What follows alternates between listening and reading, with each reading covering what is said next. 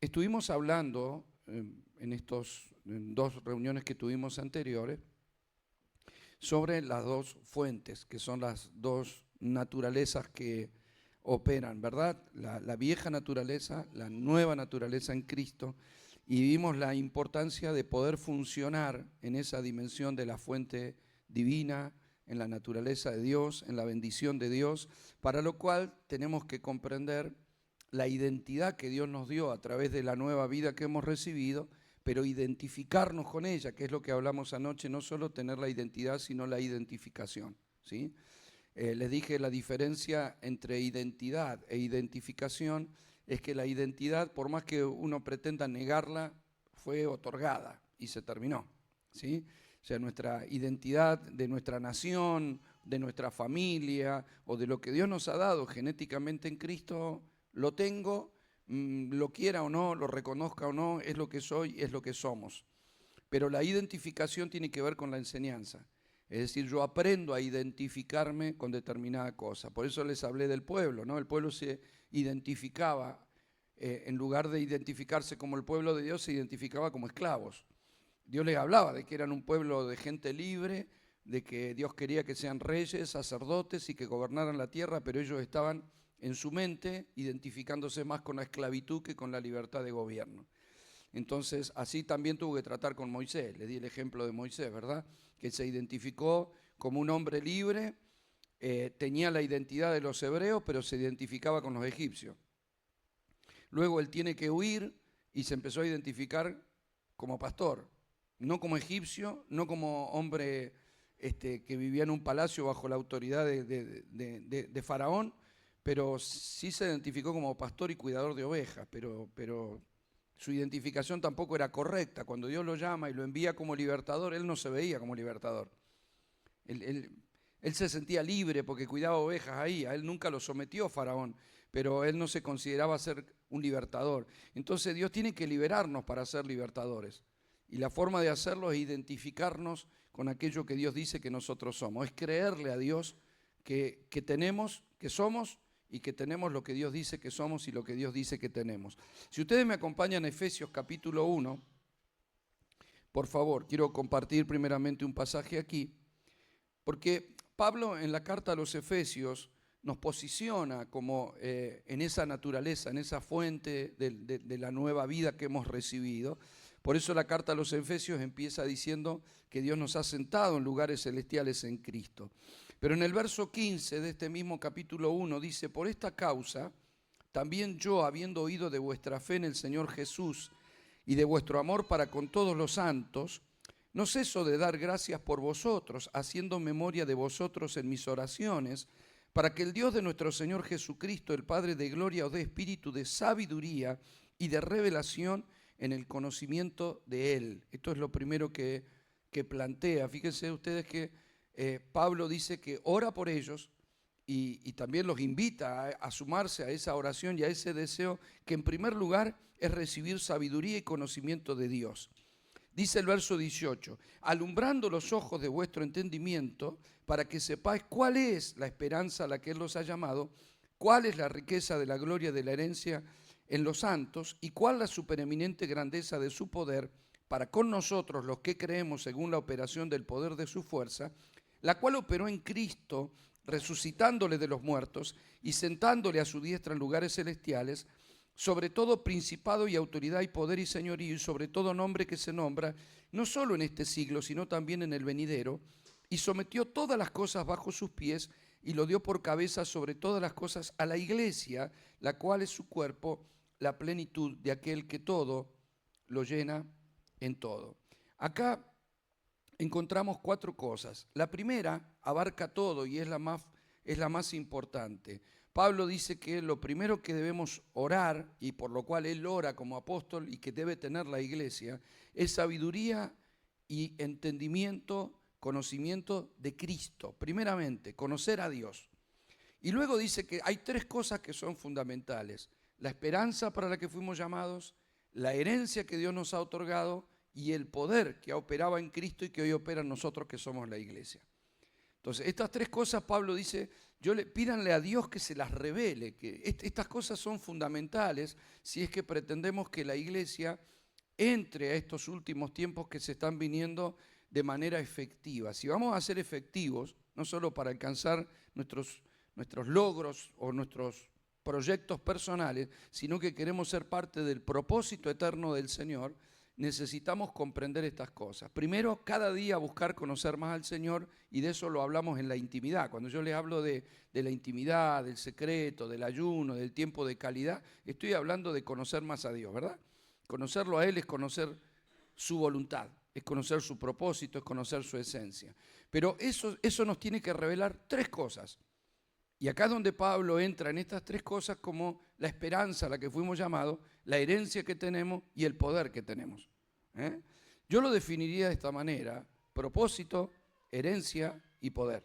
Son tres cosas que nosotros necesitamos comprender. La iglesia tradicional, durante muchos años, en la interpretación, incluso hasta el día de hoy, algunos sectores de la enseñanza, utilizan este pasaje para llevar esto, como la mayoría de los pasajes, ellos los ven de manera futurista, o sea, nada es para ahora. La esperanza a la que fuimos llamados es el cielo. La herencia que tenemos es el cielo, porque la herencia está en el cielo. Y el poder que tiene la iglesia es de salvarse. O sea, todo es para el más allá, ¿verdad? Ahora, cuando vos entendés que Pablo está pidiendo conocimiento de Cristo, cuando te está diciendo que estamos sentados en lugares celestiales, cuando está diciendo que la iglesia tiene un propósito, es cierto que hay cosas que son eternas y se van a extender, pero yo ya las recibí. A ver, nosotros recibimos la vida de Cristo. Es como si yo dijera, bueno, el día que me muera voy a disfrutar a Cristo. Yo ya tengo a Cristo y ya puedo disfrutar a Cristo. Ahora, en parte conozco y en parte no. Pablo dice oscuramente y como por un espejo, porque hay cosas que recibimos, pero son como un adelanto. Lo vamos a ver en el segundo taller. Pero ya tengo lo que tengo, ¿verdad? O sea, me fue dada una parte de lo que va a venir sobre mi vida, pero ya lo puedo disfrutar y ya lo puedo vivir. Cuando la iglesia ha tenido una mentalidad de cielo, no está diciendo algo que esté mal teóricamente, pero lo que está haciendo es sacando de la iglesia de las virtudes que hoy tiene y que hoy puede disfrutar, ¿sí? Va a venir lo perfecto, como plantea Pablo. A ver, Pablo dice que nosotros es necesario que este cuerpo mortal se revista de inmortalidad y que es necesario que esto corruptible se revista de incorruptibilidad y que vamos a recibir un cuerpo de gloria y que es mejor estar en la presencia de Dios que aquí. Pero Pablo no está diciendo que mientras tanto no puedo disfrutar el Evangelio y disfrutar a Cristo y disfrutar lo que tengo y activar mis dones, talentos, capacidades. O sea, él no está llevando todo al futuro. O sea, hoy puedo vivir con intensidad un montón de cosas. Claro que peleo con la realidad presente. Claro que de pronto tengo una naturaleza pecaminosa que busca llevarme nuevamente al pecado. Claro que tengo que enfrentar conflictos y dificultades, pero no puedo tener esa mentalidad de cielo en el sentido de sacar todo y ahora no. Todo va a ser para... esa misma mentalidad es la que llevó el reino ahí, ¿no? En donde la gente dice, bueno, falleció el hermano Pepito, parece que entró al reino de una vez por todas. O sea, ¿y ahora qué? O sea, si reino es gobierno, no es que lo perfecto va a venir, pero mientras tanto el mundo entero está bajo el maligno, pero la iglesia no. Si la iglesia tiene un rey y reconoce el poderío de nuestro rey, y si nosotros somos reyes y sacerdotes, como dice el libro de Apocalipsis, nosotros ya vivimos reino. Lo perfecto vendrá, claro, con la venida de nuestro rey, pero mientras tanto nosotros lo que buscamos es estar ajeno al gobierno de Satanás, porque hemos sido sacados del gobierno de Satanás y establecidos en el gobierno de su amado Hijo. Entonces, el gobierno en Cristo Jesús es lo que nos libra del gobierno de Satanás. Decir que yo entro al reino cuando me muero es ignorar que hoy me gobierna Dios. Entonces, esa mentalidad lo que ha hecho es sacar la efectividad que nosotros tenemos en la iglesia y lo que nosotros hoy debemos disfrutar y lo que hoy debemos vivir, ¿sí? Que en parte es limitado, lo que vendrá va a ser glorioso, pero hoy por hoy tenemos que aprender a disfrutar, a vivir y a usufructuar eso que nosotros hemos recibido. Entonces, lo perfecto del reino va a venir sobre el mundo entero cuando venga el rey. Primero va a haber una oposición, por supuesto. Primero se va a levantar el gobierno del anticristo y claro que va a haber un Armagedón, una oposición del gobierno humanista contra el gobierno de Cristo. Eso va a estar, eso va a ocurrir. Pero el reino va a ser establecido en la tierra, ¿sí? Para que toda la tierra sea llena de la gloria del Señor. Eso va a pasar. Y va a haber un gobierno de Dios en la tierra también, ¿sí? Entonces la mentalidad de ir a vivir a una casita arriba de una nube nos ha hecho mal porque todo lo dejamos para el futuro y la iglesia ha perdido su efectividad hoy en día. Entonces, bajo este concepto, interpretar la Escritura hoy, este pasaje, hoy, darme cuenta que la esperanza a la que fui llamado no va a empezar cuando me muera, ya la estoy viviendo. El propósito, ser parte del propósito de Dios es la misión de la iglesia hoy. No puede empezar el propósito cuando me muera, el propósito es ahora. O sea, la iglesia tiene un propósito ahora en la tierra, que es comunicar el evangelio, que es ser embajadores de Cristo, que es permitir que el reino se extienda. O sea, somos gente con propósito, nuestro propósito comienza ahora, ¿sí? Hay una esperanza de plenitud eterna. Pablo vivió en esa esperanza, pero consumó su propósito en sus días. O sea, Pablo entendía que, que la eternidad y que lo que iba a recibir iba a ser glorioso, pero él decía, mientras tanto, yo me tengo que quedar por causa del propósito. De hecho, él lo dice, a mí me conviene irme. Si fuera por mí, preferiría estar en la presencia del Señor, pero no puedo. O sea, ¿por causa de qué? De la predicación del Evangelio. Es necesario que me quede hasta que yo pueda cumplir con mi propósito y pueda cumplir con mi misión. Lo mismo nos pasa a nosotros. Vendrá lo perfecto, pero hoy por hoy necesitamos nosotros cumplir con aquello que Dios nos ha asignado. Eso es parte de la esperanza a la cual nosotros fuimos llamados. Ahora, usted debe haber escuchado muchas veces que decimos, bueno, hay un propósito de vida, y yo les dije el otro día, muchos planes hay en el corazón del hombre, mas el propósito de Jehová se cumplirá. Y es verdad que la palabra propósito en la iglesia, hace unos años atrás, no era parte del panorama de la iglesia. Como la iglesia tenía esa mentalidad de irse al cielo, no había un pensamiento, o sea, el propósito era preservarse. No te juntes, no te contamines, viví santo porque el Señor o te lleva o nos viene a buscar. Y se terminó. Pero nosotros entendimos ahora que hay una misión, y que es algo que nunca la iglesia debería haber dejado, hay una misión en esta tierra, estando con un cuerpo. Por algo tengo un cuerpo. Si Dios quisiera salvarme solamente me llevaría y se terminó el asunto, no va a andar corriendo riesgo conmigo. Pero si estoy vivo porque hay un propósito. Ahora, de la misma manera que hay proyectos personales o planes personales para cada uno, que son nuestros, que son nuestras metas y que hay una posición, un posicionamiento de Dios en cada uno de nosotros, hay un propósito eterno que está vinculado solamente a Cristo. En lugar de decirle a las personas, bueno, usted tiene un propósito, usted tiene un propósito, usted tiene un propósito, en realidad el propósito es uno solo, en Cristo Jesús. O soy parte de Cristo o no soy parte de Cristo. Estamos hablando de una fuente, ¿sí? Estamos hablando de una naturaleza. O mi propósito está en Él o simplemente camino en mis planes. No hay un propósito fuera de Cristo, porque la iglesia es el cuerpo de Cristo. ¿Comprende? Yo puedo tener mis planes, no, yo lo que quiero es, no sé, tener una familia, tener una casa, vivir en tal lado. Todo lo que usted quiere, eso son planes. El propósito de Dios está vinculado con lo que Dios tiene para conmigo y con ustedes en esta tierra, en este tiempo. Somos parte de una generación y hay un propósito determinado por el Señor. Mire, cuando yo les menciono esto, que algunos lo pueden andar buscando, el tema de muchos son los planes en el corazón del hombre, y de dónde está eso en la Biblia. La versión en Reina Valera, Proverbio 19:20 dice, escucha el consejo y recibe la corrección para que seas sabio en tu vejez. Muchos pensamientos hay en el corazón del hombre, mas el consejo de Jehová permanecerá. Si usted lee lo mismo, por ejemplo, la versión actual o la Biblia de las Américas dice, escucha el consejo y acepta la corrección para que seas sabio el resto de tus días. Muchos son los planes en el corazón del hombre, mas el propósito del Señor permanecerá. Proverbios 19:21. ¿Sí? Entonces yo puedo tener planes en la vida y está bien. Yo les dije, es necesario que no tardemos demasiado en la concreción de algunas cosas porque nuestro enfoque no tiene que estar ahí.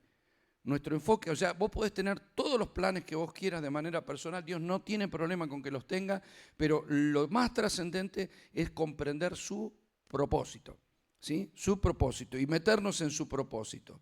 Ahora, lo que debemos entender, si buscamos en el diccionario común, en el diccionario de nuestra lengua, la palabra propósito es determinación firme de hacer algo, objetivo que se pretende alcanzar.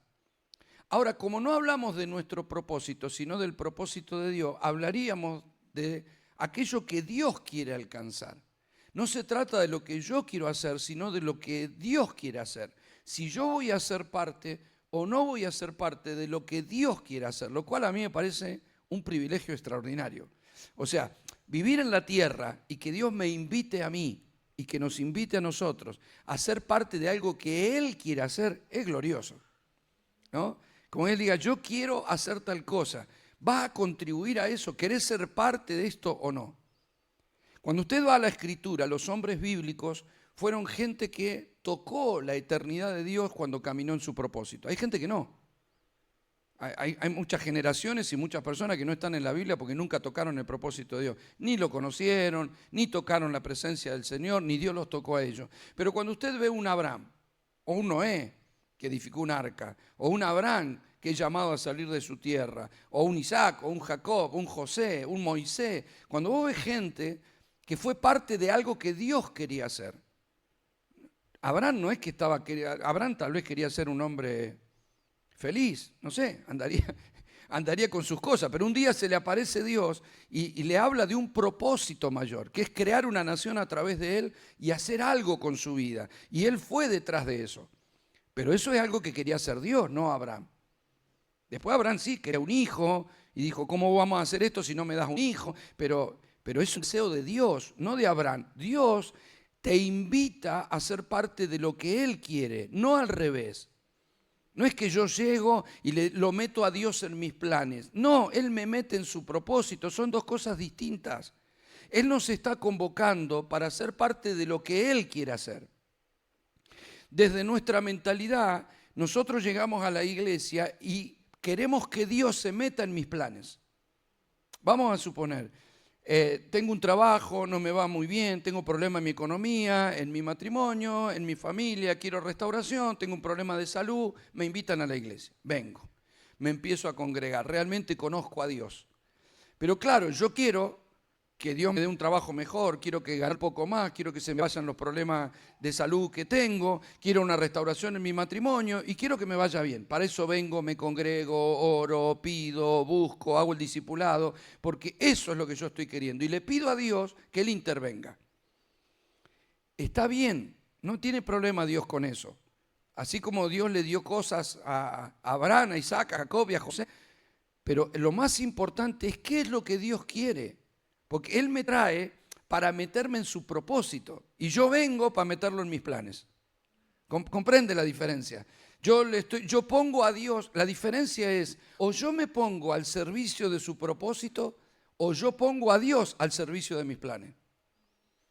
Pretendo, por lo menos. ¿Comprende? Cuando yo le digo, Señor, ahora que te conocí, me vas a ayudar a tener un trabajo mejor, a que me vaya bien, a que pueda ganar más, a que forme una familia, a que me vaya de viaje, a que me compre una casa. O sea, yo quiero usar el poder de Dios para que me vaya bien, a mí, a mis hijos y a mis nietos. Está bien. La pregunta es, yo le estoy diciendo, Señor, ¿qué es lo que vos querés que yo haga? ¿Comprende? Porque el Señor es Él, no soy yo, que ahora que lo tengo a Él, ahora sí, ahora se me va a acomodar todo. Ahora va a ver que Dios me va a dar, me va a dar, me va a dar. Y Dios, le vuelvo a repetir, Dios no tiene problema con darme, pero primero yo tengo que entender que si Él me trajo es para meterme en su propósito. Cuando Pablo conoció a Dios, siendo él Saulo de Tarso que perseguía a la iglesia, ustedes recuerdan que el Señor se le manifiesta a Saulo y Saulo cae de rodillas y le dice, Señor, ¿qué quieres tú que haga? Es al revés. No le dijo, oh Señor, ahora que te conocí se me va a arreglar la vida. te andaba buscando porque yo tuve muchos problemas, ahora se van a terminar los problemas. No, empezaron los problemas. Pero Saulo automáticamente, ante la revelación de Dios, se puso al servicio. Y Dios lo saca de una vida cómoda, de influencia, de contactos y de poder, y lo mete en una vida de servicio en donde tuvo que ser perseguido, encarcelado, golpeado. O sea, a él le empezaron los problemas, no es que se le solucionaron, porque él se puso al servicio del Señor. No puso al Señor a su servicio. No le dijo, bueno, ahora que te conocí, voy a concretar todo lo que no había podido porque ahora sí me va a funcionar la vida. No, al revés. Señor, ¿qué quieres tú que haga? Recuerden ustedes cuando a Pedro mismo se le reveló el Señor por causa de la pesca. ¿Se acuerda que Pedro era un pescador? Y se le aparece el Señor, le dice por dónde tirar la red y pesca mucho. Es muy curiosa que la actitud de Pedro fue caer de rodillas ante Jesús y le dijo, Señor, apártate de mí que soy un pecador. Es muy raro porque cuando vos te encontraste un tipo que te soluciona un problema, que vos, o sea, estoy trabajando pero no entra nadie a mi negocio, viene hace una oración y se me llenó el negocio, yo no le digo que se vaya, le digo que se quede. Lo hago socio de mi negocio. O sea, ahora sí, a mí no me funcionaba la pescadería, pero de ahora en adelante me va a funcionar, me voy a llenar de dinero. No, Pedro le dice, apártate de mí, porque lo que Pedro descubre era delante de quién estaba y cuál era su condición. Entonces él se da cuenta que ni siquiera era digno de eso, que lo importante no era la pesca. Por eso Pedro, después de esa conversión, deja todo para seguir a Cristo y convertirse en un pescador de hombres. Entonces, no es que ganó, a partir de que yo conocí a Dios, yo tenía un barco y pescaba. La verdad que me iba mal porque estaba toda la noche pescando y no pescaba nada. Pero desde que conocí al Señor tengo 5 barcos. No hizo eso, ¿comprende? No, ahora de que estoy en el Señor, gracias a Dios, tengo 5 barcos y tengo como 20 empleados. Yo no estaba solo, con mi cuñado trabajaba y ahora tengo 20 empleados. O sea, está bien, Dios puede hacer prosperar tu pescadería o tu flota pesquera, pero no es la idea fundamental. La idea fundamental está vinculada al propósito. Pedro dejó todo y terminó muriendo por aquel que lo hizo pescar mucho. Entonces no sé cuál es el negocio. ¿No es cierto? Sí, me hizo pescar mucho, pero al final yo terminé muriendo por él. Porque cuando vos conocés a Dios y se te empieza a revelar lo que Pablo dice que se nos tiene que revelar, vos te das cuenta que el propósito de Dios es más trascendente que tus planes. Que Dios a veces te saca de tu sitio de comodidad. Que a veces te pide que hagas algo que otros no quieren hacer. Y que eso implica alguna pérdida personal. ¿Verdad? Yo hablaba con el hermano justamente, ¿por qué? Porque mis viajes me provocan pérdidas personales. Porque no puedo estar con mi familia, porque, o sea, yo los veo disfrutar los nietos y yo nunca pude disfrutar mis nietos. No he estado en un solo cumpleaños de mis nietos. Nunca, porque viven lejos, porque yo vivo viajando. Los veo un par de veces al año, 2 días, un ratito y no los veo más. Entonces, cuando eran chiquititos, yo llegaba y me miraban como diciendo, ¿y este quién es? Me empezaron a conocer por YouTube, ¿verdad? Ahora, es un costo en donde yo estoy predicando el Evangelio y donde tengo que viajar. Así como tengo el costo de tener que irme de mi casa durante meses y no puedo estar permanentemente como quisiera, en mi casa, con mi esposa, en mi cama, o sea, y no lo puedo hacer, pero tengo que decidir o el propósito de Dios o el bienestar de mi vida. O sea, voy a disfrutar mi vida porque, bueno, es una sola y los nietos una vez en la vida y después no los veo más y yo me puedo enfocar en eso y estaría bien. El problema es que no estaría cumpliendo lo que Dios dice. Y yo estaría disfrutando un momento, pero no puedo estar haciendo lo que Dios dice que yo tengo que hacer. En un momento usted dice, bueno, esto es lo que tengo que hacer. Y se terminó el asunto. ¿Comprende? O sea, cuando mi hija se casó, le dan fecha para casarse, el día que yo tenía que ir a un congreso a predicar, que hace un año que lo estaban promocionando. Y yo no le puedo decir yo le dije, tratá de cambiar la fecha porque yo tengo un congreso hace un año que están pasando publicidad por todos lados que va a haber un congreso. No puedo decir, voy a cambiar porque se casó mi hija. No fui. Enojate, haz lo que quiera, ¿qué querés que haga? O cambiar la fecha o adaptate, pero Dios me dijo que tengo que estar acá. No puedo. Cualquiera puede verlo bien o puede verlo mal. Para mí primero Dios. Y se terminó el asunto. Ahora, no es que me quiero poner como ejemplo, digo, es un costo. Más de una vez me encontré solo en algún hotel llorando diciendo, ¿qué estoy haciendo acá? O sea, ¿Por qué? Porque no se trata de felicidad, de cosas que vos vivís, se trata de la plenitud de saber que estás haciendo algo que Dios te dijo. Y que de pronto, si hay algo que uno, al hablar con los pastores, a veces encuentra en las congregaciones, es falta de obreros, que la misma Biblia te lo dice. Rogá obreros, porque la mies es mucha y los obreros son pocos, siguen siendo pocos. Y vos decís, ¿por qué? Porque no hay gente que quiera servir. Un obrero que tiene que hacer, servir, poner a Dios en primer lugar. Decir, sí, yo tenía cosas para hacer hoy, pero ¿sabes qué? Primero Dios. Es muy difícil encontrar eso. Es muy difícil. Entonces, siempre, si tengo tiempo, voy. Si me queda tiempo libre, lo hago. Si puedo, ahí estoy. Si no, Dios es después. ¿Comprende? Pero cuando Él es el Señor que ocupa nuestro primer lugar, con Dios tendría que ser sí y amén. Y se termina el asunto. Primero Dios, después lo demás que reviente. Al que le guste, que no le guste, la cosa. O sea, todo. Primero Dios. Podrá parecerle a alguien radical o religioso. Yo no lo veo religioso, lo veo como un acto de obediencia a nuestro Señor, porque yo creo que si Dios dijo, se terminó el asunto. No hay discusión. Dios no tiene que entenderme a mí, yo tengo que entenderlo a Él. Entonces hay cosas que no se pueden postergar o que no se deben postergar si es que queremos caminar en sus propósitos. El predicador, que ya falleció, Miles Monroe, dijo una frase muy linda. Él dijo, la mayor tragedia en la vida no es la muerte. Curiosamente, él ya falleció, ¿verdad? Dice, la mayor tragedia de la vida no es la muerte, sino la vida sin propósito. Es más trágico estar vivo y no saber por qué que estar muerto y no conocer vida. De hecho, cuando él predicaba decía, es preferible un abortivo y no una persona que vive 60 o 70 años en la tierra y no conoció propósito. ¿Por qué? Porque gastás la vida en nada. Gastás la vida en cosas que te parece que son parte del propósito, pero no contribuyen en nada con la eternidad. O sea, ¿usted sabe lo que hizo su bisabuelo? ¿Sabe cómo vivió? ¿Tiene alguna foto? ¿Lo conoció? ¿Sabe qué hizo? ¿Dónde trabajó? ¿A dónde iba? ¿Qué le gustaba? ¿Un tatarabuelo? Menos, ¿no es cierto? O sea, hay gente que no se va a acordar, mis nietos, los hijos de mis nietos, ¿se van a acordar de mí? ¿Qué hice? ¿Qué no hice? O sea, usted puede ir a un cementerio que está lleno de miles y miles de personas que nadie sabe ni qué hicieron, si anduvieron de novios, si estuvieron casados, si fueron felices. Hay gente que nace, muere y se perdió. Nace, muere y se perdió. Como esa flor del campo que nace, muere y se fue. Sin embargo, cuando vos haces algo para Dios, tocaste la eternidad de Dios y pasaste a perpetuidad. ¿Comprende lo que le digo?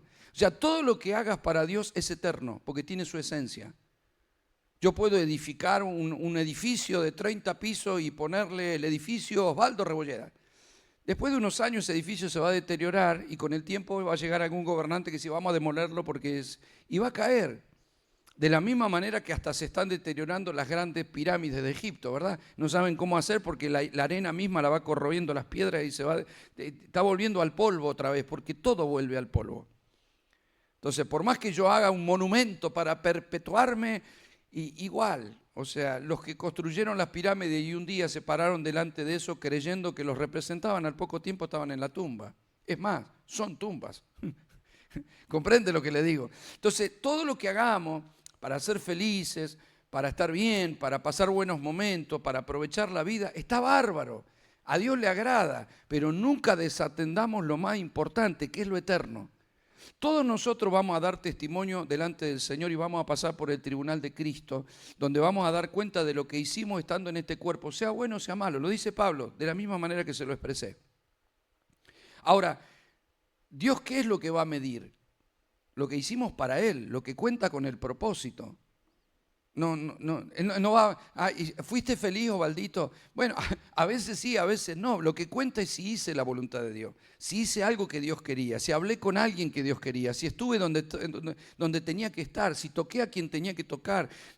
Esto no se trata de ser ministro y de predicar o de hacer algo aquí adentro. Hablo de la vida, amado. Porque hay gente que dice, bueno, pastor, pero yo no tengo un llamado ministerial, no predico, ¿qué quiere que haga? Que le sirvamos a Dios con la vida. Con la vida, en el trabajo, en el barrio, en la familia, en la casa, sea un embajador de Cristo, sea un representante de Cristo y que puedas sentir que lo que haces es trascendente porque le hablaste a alguien de Cristo, fuiste un canal de Dios para hacer algo en esta tierra. ¿comprende? Todo lo que hagamos para Dios es eterno y no se cancela. Mire lo que dice el Salmo 138, verso 7. Este salmo para mí fue trascendente porque yo estaba un día, era evangelista en esa época, por cierto, jovencito, soltero, flaco,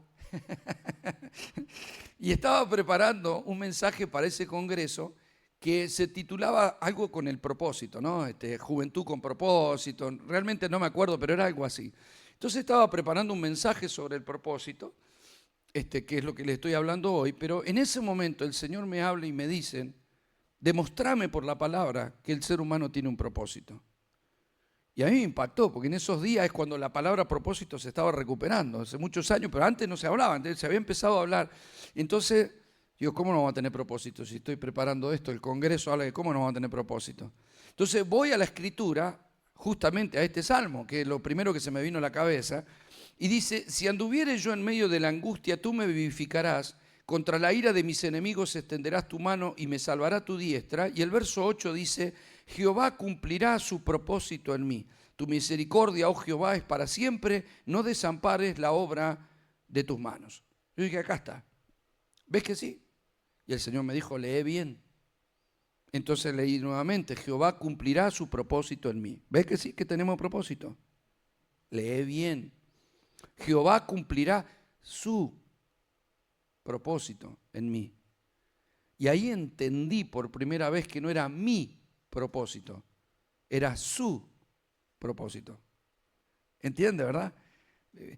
Todos tenemos un propósito. No, Él tiene un propósito. Él es el que tiene un propósito. Y nos está invitando a ser parte de su propósito. Porque Él no va a cumplir a su propósito, amado. O sea, todo lo que va a pasar en el mundo, yo quiero que entienda esto. Cuando a mí me dicen, pastor, ¿cómo ve usted la iglesia para los últimos tiempos? Hoy, mal, dormida, hay cosas que, y no hablo de una congregación, hablo en general de la iglesia.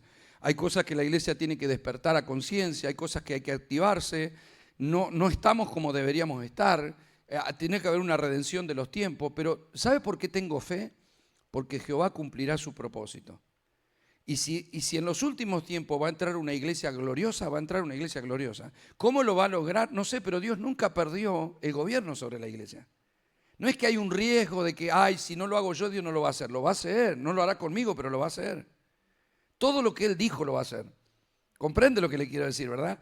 La iglesia va a manifestar la gloria del Señor hasta su venida y va a haber gente que va a estar firme, que va a tener fe, que va a creer, que va a estar ungida. A otros los van a matar, los van a perseguir, pero va a haber gente que va a dar testimonio de Cristo con poder y con unción hasta que venga el Señor.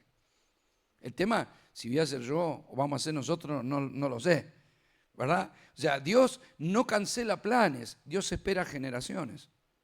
Alguien lo va a entender, alguien va a decir, heme aquí, alguien va a estar dispuesto y Dios no cancela planes. Todo lo que Él dijo lo va a hacer. La iglesia va a manifestarse como Él dijo. Ahora, yo quiero decirle algo. Cuando usted mira la historia de la iglesia, hubo generaciones que no hicieron nada.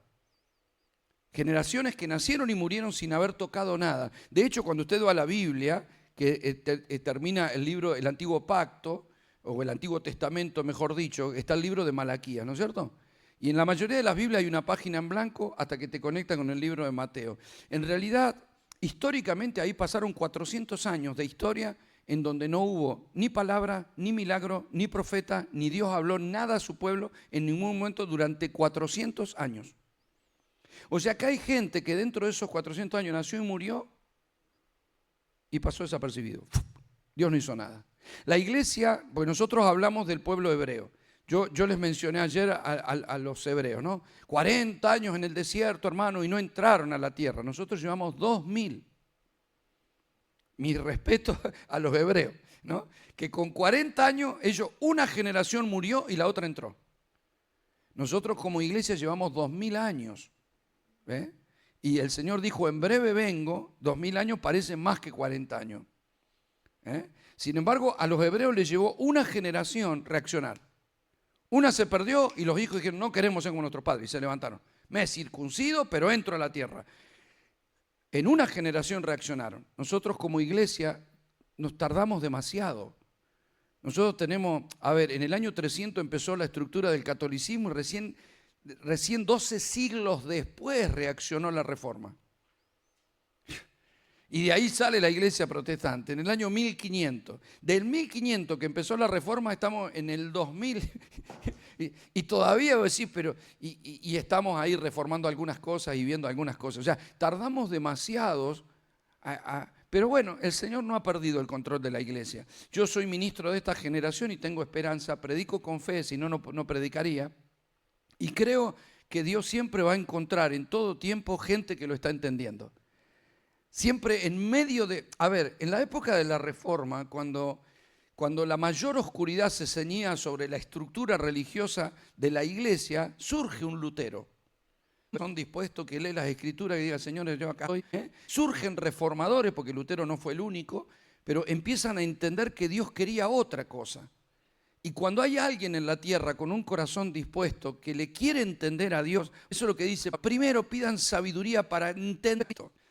Porque el conocimiento de Dios va a provocar los cambios que Dios quiere provocar en la iglesia y que quiere provocar para los tiempos que se vienen. Mire lo que dice 2 de Timoteo 9. Pablo estaba formando a Timoteo a ese que tenía que ser y de pronto habla en el verso 9 del capítulo 1, dice, quien nos salvó y llamó con llamamiento santo. El Señor nos llamó con llamamiento santo. No conforme a nuestras obras, ahí están nuestros planes, nuestra vida, nuestras cosas, sino según el propósito suyo. ¿De quién es el propósito? Suyo. No me llamó conforme a mis planes, me llamó conforme a su propósito, pero hubo un llamado. Y la gracia que nos fue dada para en Cristo Jesús, dice, antes de los tiempos de los siglos. ¿Qué es un llamado? Él nos llamó, sí, fuimos escogidos y evidentemente nos llamó y nos dio vida. ¿Qué es un llamado? La palabra llamado viene de un término griego que es kaleo. Kaleo se puede usar para lo que significa convocar o invitar. Dios nos convocó, nos invitó. También se puede traducir como destino. En algunos casos, el llamado espiritual es una invitación a que vivamos según la voluntad de Dios durante nuestra permanencia en la tierra. Diccionario Vine. ¿Qué es lo que está diciendo? Él nos está invitando a sus planes, a su propósito, a su diseño, a su reino. Eso es glorioso, amado. Usted se puede gozar que alguien te invita al cumpleaños. Usted no va al cumpleaños de alguien que no conoce. Si te mandó una tarjeta, te está considerando, ¿verdad? Ahora, que Dios nos invite a nosotros a ser parte de sus planes, a mí me parece lo más extraordinario. Yo no lo puedo explicar, pero para mí, servir a Dios es lo más glorioso que nos puede pasar en la vida. Porque Él es el creador del cielo, de la tierra y del universo. Que Él te escoja para hacer algo, ¡guau!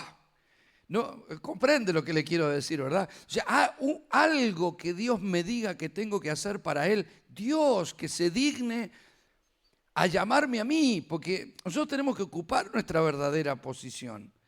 O sea, yo he vivido mis crisis al respecto, ¿no? Porque yo cuando uno piensa que cuando le empieza a servir a Dios, tiene la sensación de que le está haciendo un favor. Acá estoy yo, Padre, para servirte, Mirá cómo te sirvo, acá vengo. Y en realidad yo no le estoy haciendo un favor. Él me está dando a mí su favor y su gracia. No, yo no, te estoy ayudando. No, cuando yo dejé todo, vendí todo para trabajar tiempo completo para Él, me ocurrió eso, porque me fui al campo con esa actitud. Me fui a un ayuno, un retiro, y dije, bueno, ahora voy a empezar tiempo completo para el Señor. Yo era evangelista, y yo me fui con esa actitud. Yo le dije, Señor, aquí me tienes. ¿Quién vende todo, su negocio, sus cosas, su coche, todo y se dedica? Aquí me tienes, Padre, envíame a mí. Estaba humildemente orgulloso de haber hecho lo que había hecho, ¿no? Aquí me tienes en obediencia, y el Señor en ese momento me habla y Él simplemente me dijo, mira mi grandeza. Cuando yo miré el cielo, amado, y vi tantas estrellas, tomé conciencia como regalo de Dios, porque eso no es que la vi y me di cuenta. Yo creo que el Señor me abrió el entendimiento para comprender su grandeza. Me pegué un susto porque me di cuenta que esas estrellas eran muchísimo más grandes que el planeta Tierra, cada una de ellas, y que Él era el creador de todo eso, y que hay millones de galaxias en el firmamento y Él es el creador de todo eso. Entonces, este gran siervo que está dispuesto a servirte, Padre, se empezó a achicar, achicar, achicar, achicar, y una hormiga ya era grande al lado mío, porque de pronto empecé a mirar los árboles en el campo y me di cuenta que hasta los árboles eran majestuosos y que yo era apenas un pequeñito que no era nada y que además había sido un pecador que me había revolcado en el pecado, y de pronto se cree el gran siervo. Aquí estoy para ayudarte, Padre, lo que tú determines. Úsame a mí, envíame a mí. ¿Ah? Y el Señor me dijo, ¿estás seguro que podés ser mi boca? Cuando Él me dijo eso, porque yo ya predicaba, ¿sabe dónde metí mi boca? En la tierra. Literalmente, me tiré al piso y metí la cara en la tierra y quería que me tragara la tierra como un avestruz. Le pedí al Señor, por favor, que me dejara volver a mi negocio, que había tenido un acto de imprudencia, que me había equivocado, que me creía que tenía derecho, que pensé que le estaba haciendo un favor y que era un ignorante, que no me di cuenta delante de quién estaba. Te pido perdón, te pido perdón, te pido... O sea, no sabes, tuve siete días pidiendo perdón y llorando. Todo el día quería volverme a mi negocio, quería recuperar mi negocio, quería olvidar hacerme el siervo, envíame a mí, a las naciones. ¿Qué naciones, ni 8 cuartos? Nada, vivía, pero después que me mostró eso, el Señor para mí fue tremendo.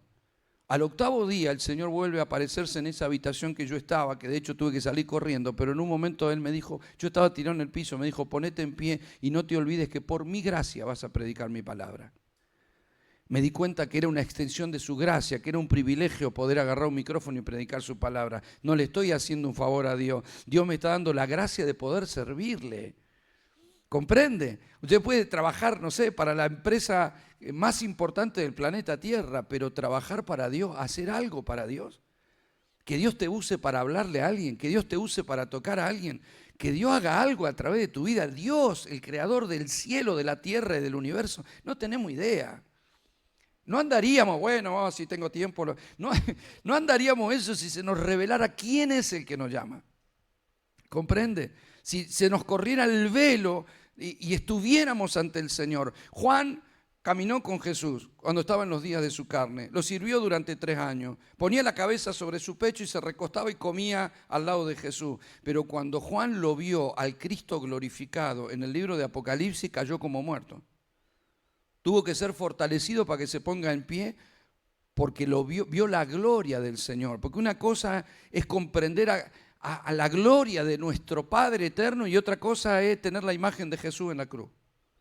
No, porque Jesús me entiende, a mí Jesús es bueno, Jesús es mi amigo, Jesús. Pero amado, la gloria del Padre, no hay quien pueda verlo y vivirá. La gloria del Señor nos tiene que derretir como una manteca a cada uno de nosotros. Si la gloria del Señor descendiera como nosotros a veces pretendemos en una reunión, no creo que quede nadie en pie. Ni creo que nadie pueda decir, bueno, esta semana sí puedo, acomodo los tiempos y voy.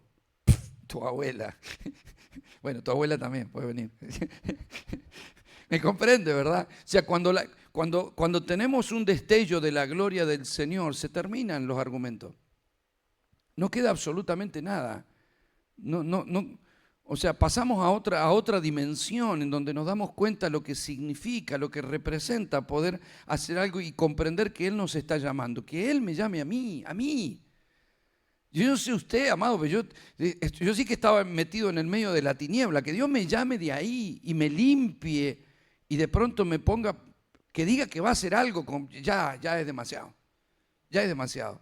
Y poder tener años en esta tierra sirviéndole, ya es demasiado. Es demasiada gracia. ¿Cómo no disfrutarla? ¿Cómo no aprovechar cada momento de eso? ¿Cómo no dejar todo de lado? Si hay cosas que en la eternidad quedará alguna foto de como familia, está bien, capaz que no fui ni el mejor padre, ni el mejor abuelo, pero yo un día voy a estar delante de mi Señor y lo voy a mirar a los ojos. Comprende lo que le digo. Cuando digo que no fui el mejor será porque no estuve presente en algunas cosas, pero está bien. ¿Qué otra cosa nos queda en esta tierra que servir a Dios y darle a Dios el primer lugar? ¿Me está comprendiendo, iglesia preciosa? ¿Qué hay que hacer con un llamado? Primero, reconocerlo. Si no lo reconozco, no me voy a dar cuenta que fui llamado porque pienso que vengo a la iglesia y le estoy haciendo un favor a Dios. Segunda cosa, aceptarlo. porque Él me llama, pero no todos aceptan un llamado de servicio. No aceptan todos un llamado de representación, de propósito y de vida con Él. En tercer lugar, necesitamos prepararnos. Cuando no entiendo que los procesos de la vida, lo que tengo y lo que no, mis frustraciones y mis victorias tienen que ver con el propósito, estoy mal. Cuarta cosa es reconocer la autoridad de Dios. Si no reconozco esto que les digo, su señorío, nunca voy a caer a la cuenta de realidad a qué me está llamando. Quinta cosa, entender y esperar los tiempos de Dios. Porque yo tuve esa imprudencia de querer servir a Dios y me di cuenta que no tenía un rango de autoridad por los procesos, no tenía un rango de autoridad que debía tener, que después de unos años alcanzás algunas cosas que ya ni querés y que te llegan. Y te das cuenta que hay un respaldo en tu vida para algunas cosas que se generó a través del tiempo y a través de los procesos, pero que no pudiste, o sea, no se puede generar madurez de golpe. Por eso yo le dije, usted puede sacar un durazno de un árbol, meterlo en el horno y tendrá un durazno cocinado o quemado, pero no maduro. Los tiempos y la unción se van forjando en nuestra vida y de alguna manera cuando querés acordar, tu vida pasó a otra dimensión. Tus palabras tienen otro rango de autoridad. Lo que hagas tiene otro rango de autoridad. Y ya no te interesa. No es lo que buscás ni es lo que querés, es lo que estás viendo, punto. ¿Comprende? Cuando vos querés todo y que, úsame, ya que no te funciona. Cuando no estás pidiendo nada y estás rendido, es cuando Dios hace cosas que vos ni te las esperás, pero Dios las hace, pero ya no te importa porque ya te enfocaste solo en Él. No estás detrás de esas cosas. ¿Me está comprendiendo lo que le digo? La sexta cosa es pelear por ese llamado. ¿Por qué debo pelear por ese llamado? Mire lo que le dice Pablo también al mismo Timoteo. En el capítulo 1, verso 18 le dice, esta comisión te confío, hijo Timoteo, conforme a las profecías que antes se hicieron en cuanto a ti, a fin de que por ellas pelees la buena batalla. Es decir, ¿te acordás lo que Dios habló de tu vida? ¿Te acordás lo que Dios te profetizó? ¿Lo que Dios dijo que va a hacer con tu vida? ¿Te acordás de tu llamado? Bueno, pelea por tu llamado. Pelea la buena batalla de la fe. Por eso que Dios dijo que va a hacer con tu vida. O sea, esto no es fácil. Pelea, abrite camino. Nunca permitas que nada te distraiga. No permitas que nada te saque de tu propósito, porque es lo peor que nos puede pasar en la vida. Es como dijo Miles Monroe, lo peor que le puede pasar a un ser humano en esta tierra es vivir sin propósito. Ahora quiero terminar con algo. Mire, hay algo que nosotros debemos comprender y es la gestión, ¿no? Que es la séptima cosa que nosotros necesitamos hacer. La gestión significa hacer las diligencias o abrir los caminos para que algo se concrete. ¿Qué es lo que tengo que hacer? Sí, tengo un llamado, pero ahora tengo que saber qué es lo que tengo que hacer. Abraham tuvo que entender que iba a gestar una nación a través de su vida. Noé tuvo que entender que tenía que edificar un arca. Moisés tuvo que entender que tenía que liberar una nación. Daniel que tenía que orar para que su pueblo fuera liberado. Siempre hay un propósito. Tengo que entender mis días. Tengo que leer, soy parte de una generación. ¿Qué es lo que Dios está queriendo que yo haga? Esto no se trata de hacer mucho. No se trata de hacer cosas trascendentes para la sociedad. Se trata de hacer lo que Dios dice. ¿Comprende? Aunque Dios a mí me mande a hacer algo que no sale en ningún lado. No sale en las redes sociales, no me hice famoso, no. Pero si yo hice lo que tenía que hacer, si toqué lo que tenía que tocar, si hablé lo que tenía que hablar, ese es tu éxito. ¿Comprende? El éxito no lo define el hombre, lo define Dios. Cuando vos haces algo trascendente como Pablo, lo que hizo Pablo no lo vio nadie. Pablo escribió unas cartas estando preso, solo, viejo, golpeado. No dice, nadie estuvo a mi lado, todos me desampararon, no quedó ni uno. Acá estoy. Murió en una casa en Roma, en una casa alquilada, predicando el evangelio y le cortaron la cabeza. En ese tiempo no salió en ningún diario. Nadie se enteró, nadie lo vio. ¿Pero por qué trasciende? Porque lo que hizo fue eterno. No procuremos lo notorio, no menospreciemos lo que Dios hace con nuestra vida. No, pero yo no sé, yo no predico en los grandes congresos. No necesitas un gran congreso. Tal vez tu misión es predicarle a algunas personas que yo no puedo llegar. Son gente que habla con vos, en tu trabajo, en tu barrio, en tu casa, en el gimnasio, donde sea. Hay momentos, hay oportunidades, hay cosas que Dios quiere hacer con tu vida que son trascendentes. ¿Me está comprendiendo, iglesia preciosa? Ahora, hay riesgos. Sí hay riesgos. Y tenemos que tener cuidado porque hay riesgos que pretenden abortarnos nuestro propósito. Y les voy a dar simplemente unos ejemplos. Mire, el primer riesgo es pensar diferente a Dios. ¿Sí? Yo tengo un llamado, tengo un propósito, pero si no vinculo mi mente con la de Dios, puedo terminar como Adán. Adán tenía un propósito que era gobernar el mundo, pero como pensó distinto a Dios comiéndose la fruta, perdió su propósito. La segunda cosa que necesito, o que tengo que tener cuidado, es el riesgo en la falta de interés. No tengo interés por otras cosas, pero en este momento no es lo que a mí me interesa. Quiero decirle que a Esaú le pasó lo mismo. Esaú era el primogénito de Isaac y debería haber sido, o sea, hoy la nación de Israel no se tendría que llamar Israel sino Esaú, ¿verdad? Porque al final Jacob se convirtió en Israel y Esaú tendría que haber sido lo que tendría que haber sido. Pero él menospreció la primogenitura y la cambió por un plato de guiso. Nunca cambies por lo intrascendente, porque el plato de guiso representa la vanidad de las cosas del mundo, que te la comiste hoy y se fue. La disfrutaste hoy y la perdiste. Ningún plato de guiso merece que yo pierda lo que es trascendente. ¿Comprende? Sí, me comí el plato de guiso, pero me perdí el propósito. Entonces, nunca cambies lo que se termina perdiendo por lo eterno. Nunca es un tonto el que da lo que no puede perder, lo que no puede retener para ganar lo que no puede perder. ¿Comprende? O sea, yo no soy un tonto si doy lo que no puedo retener. Yo no puedo retener mi vida, pero yo la entrego. Pero voy a ganar lo que no puedo perder. Ese es el propósito y de eso se trata. La tercera cosa, el tercer riesgo, es el enfoque equivocado. El ejemplo de esto, hay varios en la Biblia, pero me gustó el ejemplo de Giezi, porque Giezi fue el criado de Eliseo, si ustedes recuerdan. Y de pronto, ¿cuál fue el error de Giezi? Bueno, mire, Elías fue el profeta que tenía la unción, ¿verdad? Eliseo estaba enfocado en la unción y recibió la doble unción. Giezi podría haber recibido la triple, ¿o no? Tendría que haber esperado a Eliseo como Eliseo a Elías. Dice, yo quiero la unción que tiene Eliseo. No, él se enfocó en los vestidos. Si ustedes recuerdan, anduvo pidiendo recompensa. Él se enfocó en los vestidos y en las cosas que Eliseo no quiso aceptar. Y él, en Naamán, ¿se acuerdan cuando Naamán se baña en el río? 7 veces. Y cuando él sale del río, le quiso entregar riquezas al profeta. El profeta dijo, no quiero nada. Vete con tus riquezas.